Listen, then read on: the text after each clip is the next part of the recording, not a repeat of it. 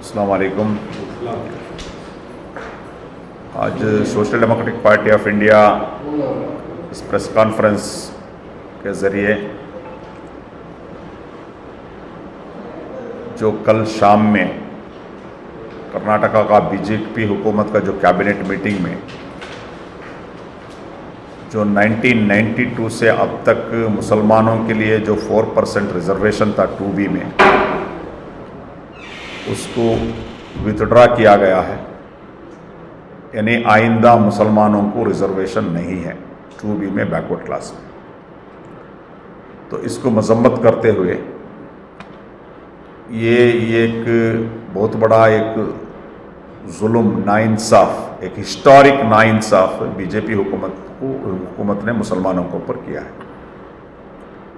Purposefully इसको किया गया है। देखिए, इंडिया का कॉन्स्टिट्यूशन जो है वो इक्वालिटी को प्रमोट करता है। तमाम लोगों को इक्वालिटी मिलना चाहिए, इक्वल अपॉर्चुनिटीज मिलना चाहिए, तमाम लोग आगे बढ़ना चाहिए। तो इसलिए रिजर्वेशन दिया गया है।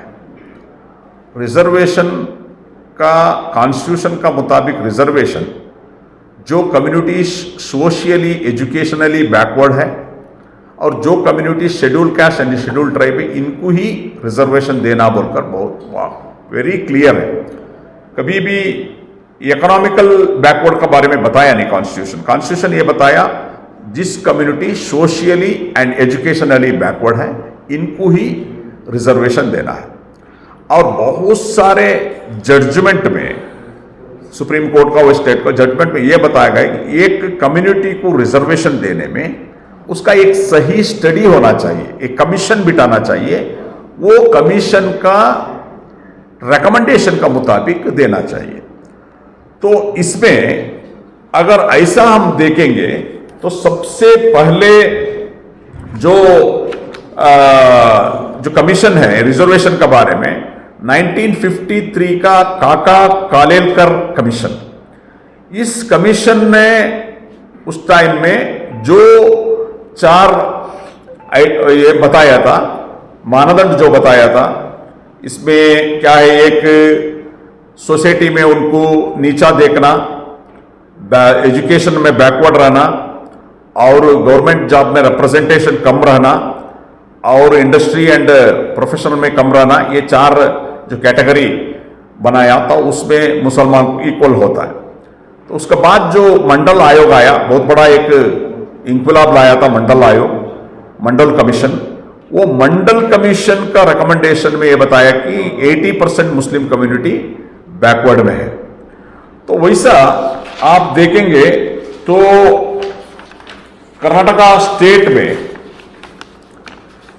1956 में वेंकट स्वामी आयोग आया, 1960 में नागनगौड़ा कमीशन, 1975 में हावड़ूर कमीशन, 1991 में चिन्नप्पा कमीशन। ये तमाम जो भी कमीशन है मुसलमानों को 100% ये लोग सोशली एजुकेशनली बैकवर्ड है बताया। वैसे आप देखेंगे तो तमिलनाडु में सत्यनाथन कमीशन, 1985 में अंबाशंकर कमीशन, केरला में 1965 में कुमारपल्ली कमीशन, 1985 में नारायण पिल्ले कमीशन और गुजरात में 1976 का AR बख्शी कमीशन, मध्य प्रदेश का 1973 में महाजन कमीशन, ये तमाम कमीशन भी, और 1985 में हसनाई कमीशन, ये इतने जो भी कमीशन में बताया, तमाम कमीशन ने यह बताया Muslim community socially and educationally backward है, तो रिजर्वेशन देने के लिए फिट है एक कम्युनिटी।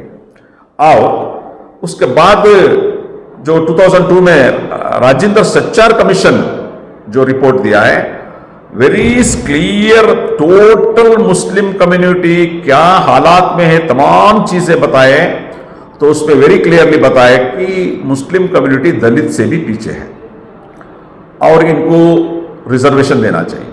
उसके बाद जो राजेंद्र सच्चार कमीशन के बाद जो रंगनाथ मिश्रा कमीशन आया, एक्सक्लूसिवली मुसलमानों का रिजर्वेशन के बारे में, Ranganath Mishra commission very clearly बताया माइनॉरिटीज के लिए 10% कमीशन यानी रिजर्वेशन देना चाहिए। माइनॉरिटीज के लिए 10% रिजर्वेशन देना चाहिए, उसमें एक्सक्लूसिवली मुसलमानों को 8% रिजर्वेशन देना चाहिए। ये रंगनाथ मिश्रा कमीशन रेकमेंड किया कांग्रेस का हुकूमत में टाइम में। उसके बाद और एक रिकमेंडेशन किया रंगनाथ मिश्रा कमीशन, क्या किया, अगर आपको 50% एबो रिजर्वेशन को आप आगे बढ़ा नहीं सकते, सुप्रीम कोर्ट का जो लिमिटेशन है वैसा रहा, तो ऑलरेडी सेंट्रल में 27% रिजर्वेशन ओबीसी के लिए, उस 27% में 6% मुसलमानों को लिए दियो बोलकर रंगनाथ मिश्रा रेकमेंड करता है। ये तमाम रिकमेंडेशन का बावजूद भी ये सब हमारा रिजर्वेशन सेंट्रल में अभी तक नहीं है, सेंट्रल हुकूमत में। स्टेट में 1992 को जो 4% था वो 30 साल का बाद अब निकाला गया। हालांकि 4% कमी है क्योंकि 15% आबादी रहने वाला ज्यादा रहना था, केरला में 12% है, तो उसके बावजूद भी इसको निकाला गया। इसको निकाल के 2% वकलिगा को 2% लिंगायत को दिया गया है। मैं इनको अपील करता हूं सुतूर श्री जो और वकलिगा का निर्मलानंदा श्री को इसमें इंटरव्यू होना चाहिए। ये बहुत बड़ा नुकसान मुसलमानों के उसमें निकाल कर ये जो दे रहे हैं, इसमें इंटरव्यू करना है। और हम हुकूमत से ये मांग करते हैं इमीडिएटली इसको रिव्यू करना है। ये बहुत बड़ा एक जुल्म, नाइंसाफी, एक हिस्टोरिक नाइंसाफी होकर है। दूसरा, हम जितने भी कांग्रेस का और जेडीएस का वक्कलिगा और लिंगायत का एमएलए का एस्पिरेंट है, तो इसका ऊपर आपका स्टैंड आप क्लियर करना चाहिए, क्या स्टैंड है, क्योंकि बिना मुसलमान के वोट में नहीं जीत सकता ये लोग, तो इसमें आपका स्टैंड आप लोग क्लियर करना चाहिए। दूसरा, मैं तमाम सामाजिक पॉलिटिकल तंजीम, तमाम लोगों को अपील करता हूं, इसमें बहुत बड़ा एक एहतजाज होना चाहिए, सब एक होकर इसको लड़ना चाहिए। इंशाल्लाह एसटीपीआई इसके ऊपर लीगल कार्यवाही भी करेगी और सामाजिक और पॉलिटिकल एहतजाज भी करेगी। तो एक बहुत बड़ा एक जुल्म हुआ है। आपका माध्यम से जो बीजेपी में रहने वाले मुस्लिम लीडर्स और कारकुन जितने भी बीजेपी में काम करते हैं, आंख खोलो, टाइम आ गया। इतना बड़ा हिस्टोरिकल धोखा, नाइंसाफी होकर है आपका बीजेपी से कम अब तो आप लोग इसको इस्तीफा देके बाहर आना चाहिए। जितने भी बीजेपी में रहने वाले मुस्लिम कम्युनिटी, और आपके माध्यम से तमाम जो भी सोशल जस्टिस का फेवर में है, ये जो जुल्म में नाइंसाफी होकर है, इसका खिलाफ तमाम लोगों में भी आवाज उठाना चाहिए। 100% मुसलमानों को कमजोर करना, मुसलमानों को एक खौफ में डालना, मुसलमानों को एक सेकंड ग्रेड का सिटीजन जैसा देखना, यही है एसटीपी, यही है बीजेपी का जो प्लान, यही है, दूसरा कुछ नहीं है। इतना जुल्म, इतना नाइंसाफी, एक हिस्टोरिकल नाइंसाफी जो हुआ है, धोखा हुआ है, ये इतना ही है। एवरी टाइम मुसलमानों को ऐसा जुल्म और नाइंसाफी करना, ये एक agenda, part of the agenda है, ये हम लोग समझना है। आपकी तरफ से पहली आवाज आपने उठाई है, क्या उम्मीद कर सकते हैं कि दूसरे जो भी सेकुलर हैं, जो माइनॉरिटीज हैं, वो भी इस खिलाफ?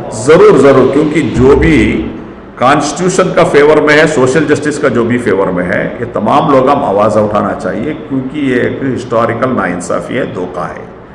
क्योंकि कॉन्स्टिट्यूशन का मुताबिक सबसे ज़्यादा अगर किसी को रिजर्वेशन को एलिजिबल होता है मुस्लिम कम्युनिटी, क्योंकि सबसे socially and educationally backward community है, इनको मिलना चाहिए।